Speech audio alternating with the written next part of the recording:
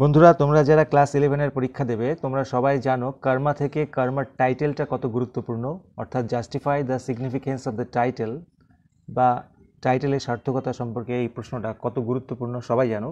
তা এই রইল তোমাদের জন্য আজকে এই প্রশ্নের উত্তর। দেখে নাও, সহজ সরলভাবে লিখেছি। প্রশ্নটা কিভাবে থাকতে পারে? দুরকমভাবে থাকতে পারে। হোয়াট ডাজ কর্মা মিন? কর্ম বলতে কি বোঝাচ্ছে? Why is this given as a title? কেন এটাকে এইরকম টাইটেল দেওয়া হয়েছে বা কর্মা টাইটেল কেন দেওয়া হয়েছে? Or justify the significance of the title Karma, অর্থাৎ কর্মের যে টাইটেল শিরোনাম তার তাৎপর্য বিশ্লেষণ করো। যেভাবেই আসুক না কেন এই প্রশ্নের উত্তর একটাই তোমরা লিখবে। প্রথম প্রশ্ন হচ্ছে হোয়াট ডাজ কর্মা মিন। দেখো, karma means the result of a man's deeds. কর্ম মানে হচ্ছে কোনো মানুষের কাজের ফল। বন্ধুরা, result of a man's deeds, deeds মানে কর্ম। আচ্ছা, it is the Hindu theological idea. এটা একটি হিন্দু ধর্মতত্ত্বের ধারণা, অর্থাৎ হিন্দু ধর্মে এটা বিশ্বাস করা হয়। এবার এই টাইটেলটি কেন দেয়া হলো দেখে নাও। In the story Karma, Karma গল্পে the main character sir Mohanlal suffers. Sir Mohanlal ভোগ করে, কি ভোগ করে? The consequences of his own deeds, তার নিজের কর্মের ফল, কনসিকুয়েন্সেস বা রেজাল্টস। কেন? He hates his own country and his countryman, সে তার নিজের দেশ এবং দেশবাসীকে ঘৃণা করে। He does not like even his own wife Lakshmi, এমনকি সে তার নিজের বউ লক্ষ্মীকেও পছন্দ করে না। হি লুকস আপন ইন্ডিয়ান্স অ্যাজ ইনডিফারেন্ট, সে ইন্ডিয়ান্সদেরকে উদাসীন বলে মনে করে, ইনডিফারেন্ট বলে মনে করে, ইনএফিশিয়েন্ট বলে মনে করে, অদক্ষ বলে মনে করে, এবং ডার্টি মানে নোংরা বলে মনে করে। হি ডিসরিগার্ডস ইন্ডিয়ান্স, সে ইন্ডিয়ান্সদেরকে অশ্রদ্ধা করে, ডিসরিগার্ড করে। And tries to prove himself an Englishman, এবং নিজেকে ইংলিশম্যান বলে প্রমাণ করার চেষ্টা করে।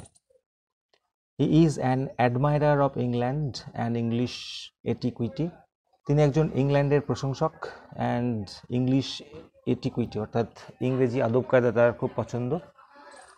হি ব্লাইন্ডলি ইমিটেটস ইংলিশ কালচার, সে অন্ধের মতো ফলো করে, নকল করে ইংলিশ কালচারকে, ইংলিশ সংস্কৃতিকে। হি রিডস দ্য টাইমস, সেই জন্য সে কী করে? সে টাইমস পত্রিকা পড়ে। ওয়ার্স ব্যালিয়াল টাই, ব্যালিয়াল টাই পরিধান করে। ড্রিঙ্কস হুইস্কি, হুইস্কি খায়। Smokes English cigarettes, English cigarette smoke করে। অ্যান্ড স্পিক্স ইংলিশ ফ্লুয়েন্টলি, এবং ইংরেজি খুব ফ্লুয়েন্টলি বলে। But the irony is that, কিন্তু বিদ্রুপটা হলো এই যে he is humiliated by the two English soldiers, সে নিজে অপমানিত হয় দুজন ব্রিটিশ বা ইংলিশ সোলজারের দ্বারা। বলতে চাইছে যে সে যে ইংলিশদেরকে এত মাথায় করে রেখেছে তাদের দ্বারাই অপমানিত হয়, হিউমিলিয়েটেড হয়। দে কল হিম নিগার, তারা তাকে নিগার বলে ডাকে।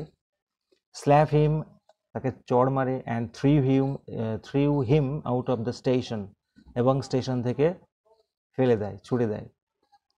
all his notion about the Englishmen, Notion মানে ধারণা, তার সমস্ত ধারণা কাদের প্রতি? ইংলিশ ম্যানদের প্রতি। গট শ্যাটার্ড মানে ভেঙে চুরমার হয়ে যায়।